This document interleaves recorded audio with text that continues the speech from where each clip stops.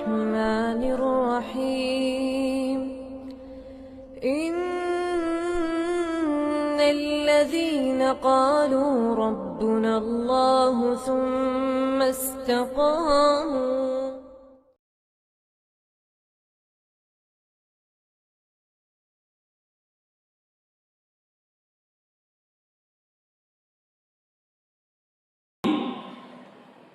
adalah orang-orang yang berdoa meminta kepada selain Allah.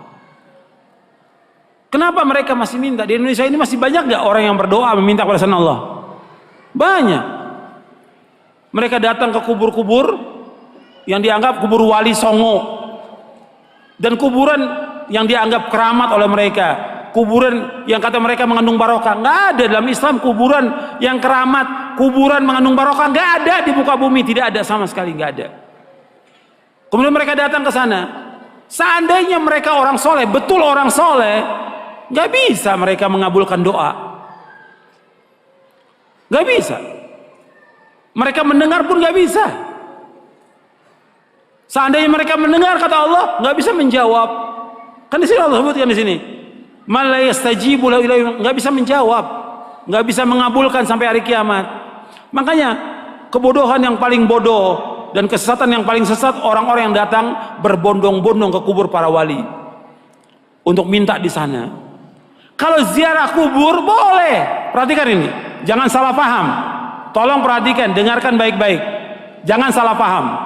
Kalau ziarah kubur ke kuburan kaum muslimin boleh, dianjurkan oleh Nabi Muhammad SAW. Ziarah kubur ke kuburannya pemakaman kaum muslimin boleh, sunnah, dianjurkan oleh Rasulullah SAW. Kata Nabi, kuntu nahaitukum an ziyaratul kubur fazuruha fa inna tudzakirukumul akhirah. Kata Nabi, aku pernah melarang kalian untuk ziarah kubur, sekarang boleh kamu ziarah kubur, karena ziarah kubur mengingatkan kalian kepada akhirat. Dalam riwayat yang lain disebutkan bahwa ziarah kubur mengingatkan kalian kepada kematian. Ziarah kubur kaum muslimin boleh, tapi ziarah kubur yang dilakukan oleh mereka ini, datang ke kuburan wali dengan niat kuburan itu mengandung barokah, bahwa orang itu soleh, suci, bisa mengangkat doa mereka ke langit kepada Allah sebagai tawasul. Mereka minta, ada yang menjadikan mereka sebagai wasilah kepada Allah, ada yang menjadikan mereka sebagai syafaat kepada Allah, ada yang mereka menjadikan mereka sebagai Tuhan yang mereka minta kepada penghuni wali, penghuni kubur itu. Ini kenyataan yang dilakukan oleh orang-orang yang ziarah-ziarah kubur ke kuburannya para wali. Dan ini kalau Anda perhatikan, kerusakannya luar biasa ini. Karena masalah akidah, masalah tauhid, mereka memalingkan ibadah kepada selain Allah yang Allah tidak redha selama-lamanya. Di dalam buku atau kitab Ushulus Tsalatsa oleh Syekh Muhammad bin Abdul Wahhab dikatakan, innallaha la yarda ay yushraka ma'ahu ahadun fi ibadatihi, la malakun muqarrabun wala nabiyyun mursal. Allah tidak redha selama-lamanya apabila Allah disekutukan dengan makhluknya, apakah dengan malaikat yang dekat atau dengan nabi yang diutus. Allah nggak redha. Maksudnya kalau ada orang yang berdoa meminta kepada malaikat Jibril, minta kesembuhan, minta rezeki, minta dimudahkan urusan, Allah nggak redha. Karena malaikat Jibril nggak bisa mengabulkan doa yang mengabulkan doa Allah. Atau kepada nabi yang diutus, orang datang ke kuburannya Nabi Muhammad SAW, minta kepada Nabi Muhammad SAW supaya dimudahkan rezekinya, supaya dimudahkan jodohnya, supaya dagangannya laris, supaya segala macam. Allah nggak redha, nggak redha. Kenapa? Doa itu wajib dipanjatkan dan hanya ditujukan kepada Allah saja, tidak kepada yang lain. Allah nggak redha. Hatta kepada orang yang paling soleh, Nabi Muhammad SAW, orang datang kepada kuburan beliau minta, Allah nggak redha. Makanya nggak ada seorang sahabat pun yang datang ke kuburan Nabi untuk minta sesuatu, tidak ada. Tidak ada seorang sahabat pun radhiyallahu anhum ajmain yang datang ke kuburan Nabi untuk minta sesuatu, tidak ada sama sekali. Mereka berdoa langsung kepada Allah. Begitu juga setelah wafatnya Khulafaur Rasyidin, nggak ada orang datang.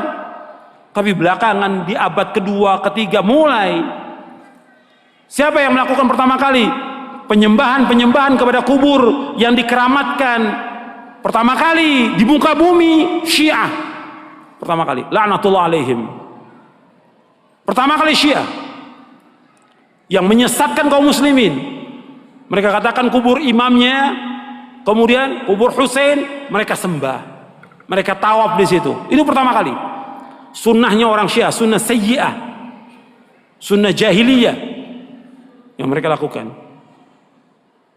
Bukan sunnah hasanah, sunnah sayyi'ah. Mengajak orang untuk menyembah kubur. Setelah itu diikuti oleh apa?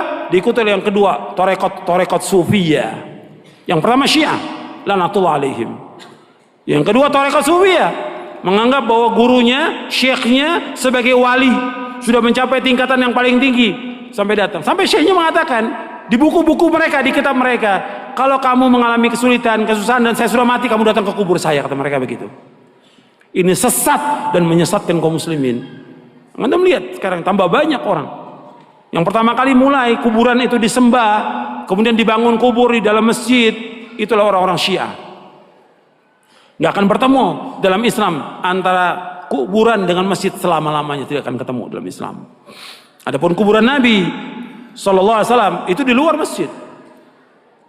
Kemudian pada Khalifah zaman Abdul Malik dibongkar, dimasukkan, dan sahabat sudah mengingkari yang masih hidup pada zaman itu. Nggak bisa bersatu dan beda kuburan Nabi. Karena apa? Nggak mungkin kuburan Nabi akan dibongkar, dipindahkan ke Baqi, nggak mungkin. Karena Nabi nggak mau. Kalau di Baqi akan disembah oleh manusia. Makanya Nabi dibedakan khusus untuk Nabi dikuburkan di tempat itu dengan dua sahabatnya, Abu Bakar dan Umar. Adapun kuburan yang lain nggak boleh, nggak bisa bersatu antara masjid dengan kuburan selama-lamanya. Yang pertama kali Syiah. Karena ini perbuatan siapa? Perbuatannya orang-orang Yahudi dan Nasrani. Maka 5 hari menjelang wafatnya Rasulullah mengatakan, la'natullahi 'alal yahudi wan nasara ittakhadhu qubur anbiya'i masajid wa ana anhaakum an dzalik. Mudah-mudahan, kata Nabi SAW, 5 hari menjelang wafat, mudah-mudahan Allah melaknat orang Yahudi dan Nasrani karena mereka menjadikan kubur Nabi mereka sebagai tempat ibadah. Aku larang kalian jangan melakukan seperti mereka. 5 hari menjelang wafat, 5 hari. Terus Nabi ingatkan umatnya, jangan seperti Yahudi, jangan seperti Nasrani yang mereka menjadikan kubur Nabi mereka sebagai tempat ibadah. Aku larang. Kuburan bukan tempat ibadah, kuburan. Dan gak boleh melaksanakan perjalanan ke makam-makam, gak boleh. Ziarah kubur boleh, tapi menentukan makam tertentu untuk ziarah mempunyai keutamaan gak boleh.